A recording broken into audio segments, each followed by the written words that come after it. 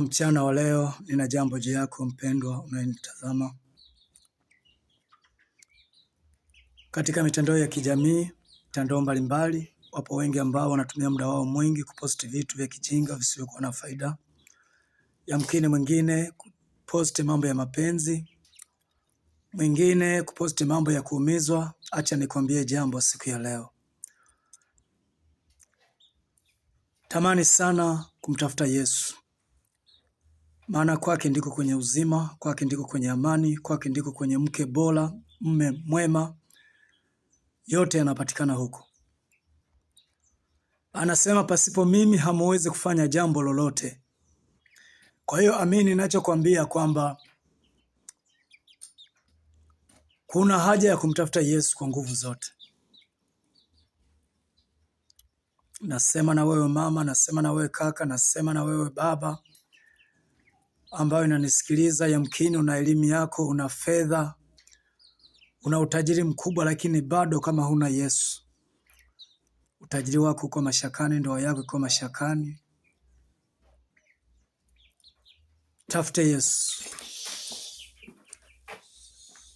Anasema tafuteni kwanza ufalme wangu, mengine yote mtazidishiwa. Kumbe mengine ni ziada, lakini kwanza inatakiwa tuwe na Yesu. Ninatamka haya kama mtumishi wa Mungu Ibrahimu. Nimeona mengi nikiwa ndani ya Yesu. Nimepata mambo mengi. Nilikuwa ni mlevi, mzinzi, kibaka, mtu ambaye sikutamanika. Kwa tabia yangu, ndugu, jamaa, rafiki, wazazi wangu hakuweza kunisaidia kubadilisha tabia yangu. Lakini yuko Yesu Kristo Mnazareti, mwana wa Mungu. Huyo ndiye ambaye amekuja kubadilisha maisha yangu. Kwa sasa ninaposema hivi, kuna kazi zipo YouTube ambazo zinaendelea. Amenipa huduma ya uimbaji na mtumikia Mungu kwa njia ya uimbaji. Ziko kazi mbalimbali zipo YouTube saa hii. Nenda ukasubscribe hapo YouTube. Andika Ibrahim Nyamba TV. Utapata kutazama hizo kazi. Na hutabaki kama ulivyo. Lazima Yesu anaenda kubadilisha unapoenda kusikiliza au kutazama hizo kazi. Huu ndio ushauri wangu kwako. Siwezi kupatia fedha wala dhahabu. Petro na Yohana walipoingia pale kwa yule kiwete katika ile hekalu la mlango mzuri, walimkuta kiwete akiwa hajawahi kutembea miaka yote tangu kuzaliwa. Kazi yake ilikuwa ni ombaomba, kuomba fedha. Hata siku ile anaona Petro na Yohana, akacheka, akafurahi.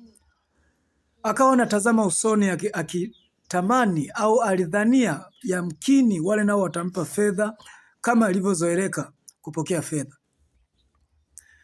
Lakini Petro akamwambia, hatuna fedha wala dhahabu, ila tulicho nacho ndicho hiki na ndicho tukupacho. Kwa jina la Yesu inuka na uende.